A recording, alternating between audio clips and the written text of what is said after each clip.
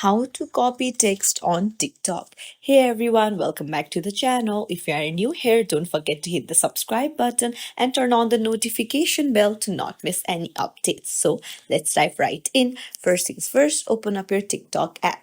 And then, suppose if you want to copy the caption of this post, and when you try to copy it, TikTok does not allow it. So, I have a workaround for you.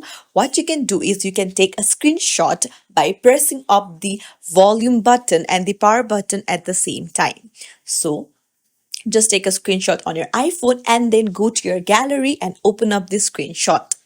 Now, uh, so go to your photos, open it up, and once you've done that, you can see that iPhone gives you a feature where you can copy the text from the photos. So just long press on the text that you want to copy, and just you can select the part that you want to copy, and then just tap on copy and paste it anywhere you want. It's as simple as that. If you found this tutorial helpful, don't forget to like and subscribe to our channel for more tips and tricks. Thank you for watching, everyone.